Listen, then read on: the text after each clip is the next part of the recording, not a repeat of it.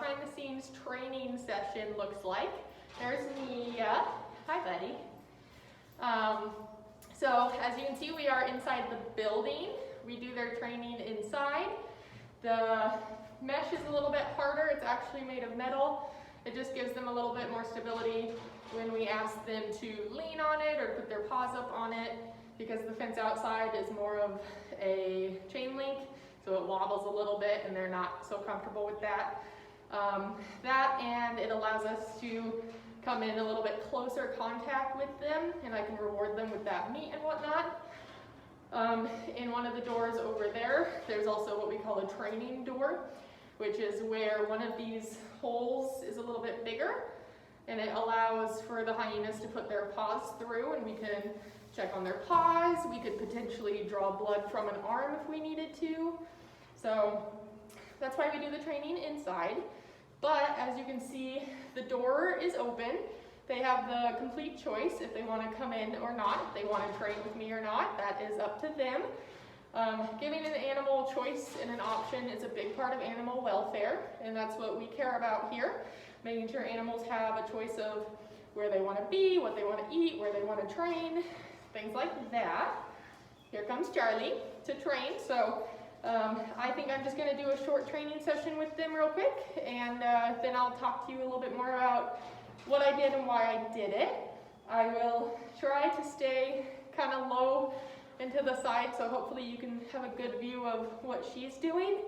But I am filming this by myself. If you can tell, this building, the keeper area is kind of small, so just in the hopes of, social distancing and keeping us safe and the animals safe, I'm trying to film this video by myself, so I hope the quality is up to standards. So here we go. Charlie. Hi. Here on this side. Touch. Good. Good girl. Can you open? Charlie. Open. Good. Okay. Ready? Pick him up. Touch. Good. Good girl. Okay. Can we open? Good. That one was really good. Okay. Can I have Charlie? Come this side. Hey, look at my hands. This side. Charlie. Come this side. There we go. Touch. Good. Good girl. Target. Good. Target. Good.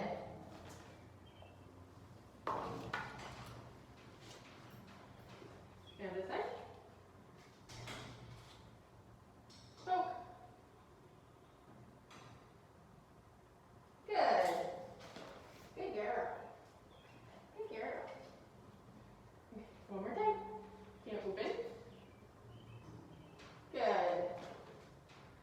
Good girl, Charlie. And I get it. All right, so I hope you could see all of that. I guess I will find out when I stop recording. So all of those behaviors, most of those behaviors, are for veterinary purposes for the most part. When I ask for those sides, so I can see both sides of her body, that allows me to visually examine her and make sure she doesn't have any cuts or injuries, as well as when I was saying touch, and a few times you heard me say poke. We can even use, I can use my finger, we can use the tail of the target stick. I even have a needle I keep the cap on, so it doesn't actually poke her. But that way she is used to feeling that little bit of pressure on her hip. And she is an animal specifically that for many years has been able to be hand injected. That's with vaccine, that's with possible antihistamines and allergy medicine, lots of things like that. So it's really good that she participates in her own veterinary care. It's less stressful for her, it's less stressful for the veterinarians. When I was asking her to open her mouth, same thing, we just want to be able to check out those teeth, make sure that they look good, none of them are broken, things like that, make sure her mouth is healthy.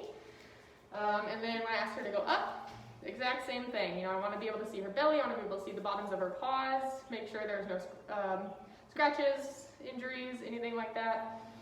And being able to do that on a daily basis is really great. It minimizes the number of times that the animal has to go under anesthesia, anything like that. That's just really stressful on an animal, confusing, you know. As they get older, it can create complications. So Charlie is a really good girl. She loves to train. She loves getting that food reinforcement. Today I was giving her beef heart, which is not something that's part of her everyday diet, and she loves it. It's a good tasty treat. So that's all I have for you today, I guess. I hope you enjoyed our training session. I know Charlie did, even though she's hanging out the door right now.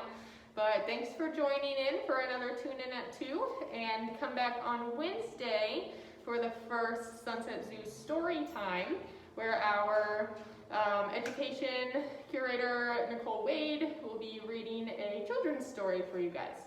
So, bye.